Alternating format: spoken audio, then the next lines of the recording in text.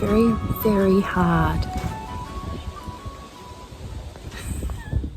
Okay, so today I am doing another little different video for you. I am actually planting out some seeds today as part of the Beat It challenge.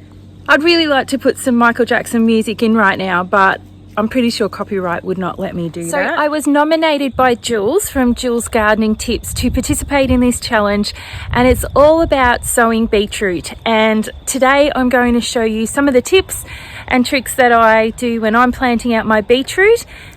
Anyway, I'm just at my pot pile. I'm going to turn the camera around so you can see what I've got going on here. It's not very attractive. This is one of the ugly parts of the farm, people. It's not, look, I've tried my best with this area, but it just gets out of control really quickly. So, oh, it's so bad. And I am really scared to touch anything because I know there's going to be something in here that I don't want to touch. Ooh, that was something. That was definitely something.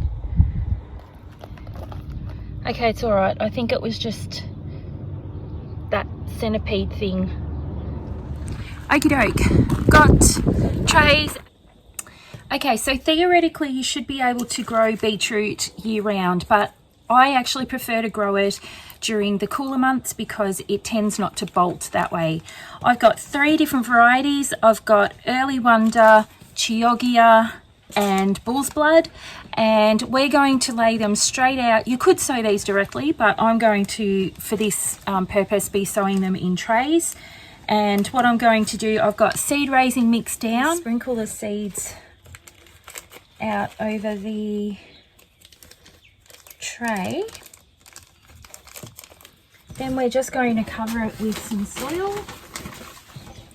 A centimetre and a half of soil goes on top.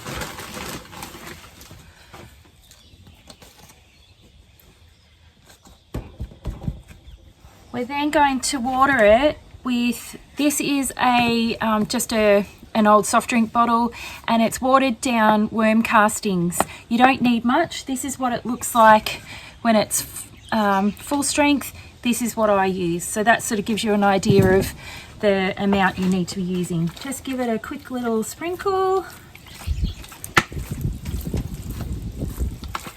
And then you're going to use a secret ingredient, my LAB, my lactic acid bacteria. This is what stops pathogens from starting in the soil. So LAB will also help stop mold from forming on top of this while it's in the hothouse. So it's really great at preventing mold and anything to do with mildew or that type of thing. So it will add the good stuff, but keep the bad stuff out, and that's what we want. And then what we're going to do with this now is pop this in the hothouse and leave it, and it should start to, we should start to see seedlings within about 10 to 14 days.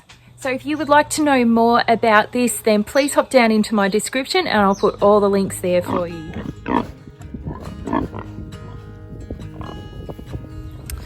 Okay, so today I've got some help from my 2 sons who are helping me spread some mulch today, some mushroom mulch.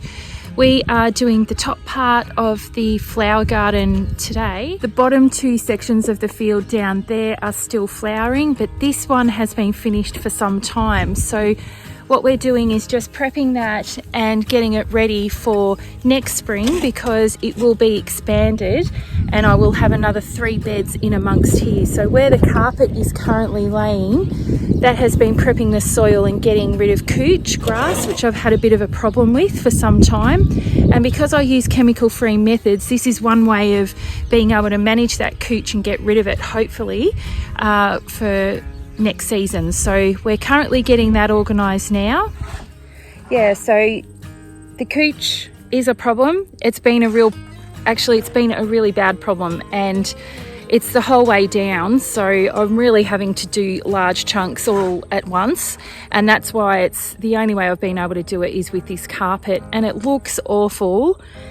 I really don't like it, but I have to do what works and what's effective and what's time, helps me with my time restraints, and that can do large areas, and it's chemical free. So yeah, it's really hard couch. I'm struggling with it, but I'll get there eventually, I think. These are the last of the Rudbeckias that I've got, and I've deliberately saved these so that I could use them for seed for next season. So I've got a few different varieties here, and I've also brought a new one called Cherokee Sunset, which will be a new variety for me to try here at the farm, so I'm looking forward to doing that too. One of the things I'm noticing as we're laying this is that it's super hot. The compost is super hot, which means it's doing its job. So that's a really good thing. We want it to be at a raised temperature, and that'll keep a lot of the pathogens at bay, and it'll be breaking down stuff and be really amazing at doing its job here in the flower field. So the stuff I use here is an organic mushroom compost, and I do let it sit for a little while before I plant directly into it, because it can be a little bit high in salt, not enough to cause major issues I've found, but I do let it sit for just a week and let it just sort of settle before I plant directly into it, especially baby seedlings. So something just to note.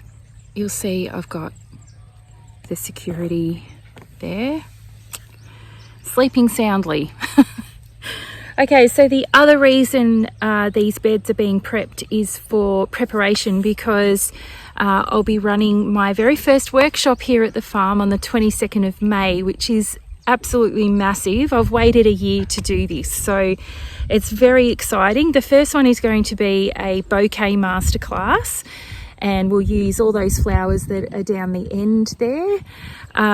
The next ones I'll be doing are food ones, so paddock to plate and food education, because that's what I specialise in, is local and global food environments and how to produce food sustainably, and also within a community setting. So we'll be running those, which will be really exciting, and it's kind of coming full circle, which is great, and I feel very blessed by that. It's been a long time coming, and yeah, I'm just taking it slow and just trying to enjoy the journey. It hasn't been easy. I think a lot of you who've watched my videos have watched how things have gone wrong, and it is, you know, you just throw life in the mix, and it doesn't always work out as you plan, but that doesn't mean it won't happen. It's just, you just got to go with the flow a little bit too, and yeah, just hold on to that dream. So anyway, we're getting there bit by bit, and dirty hands and lots of hard work, and it all comes together. This is our poor scarecrow. We called her Calamity Jane after the movie Calamity Jane, and she's been here for over a year now, and we're going to give her a bit of a revamp in the next week as well. She's lost her face, she lost her hat, her guts has all come out. I think there's probably something living in there, to be honest, but yeah, she's looking not very good. Thanks so much for watching, everyone. It's been great to have you along, and I just want to wish everyone a very happy Easter, and until the next video, I'll see you later. Bye.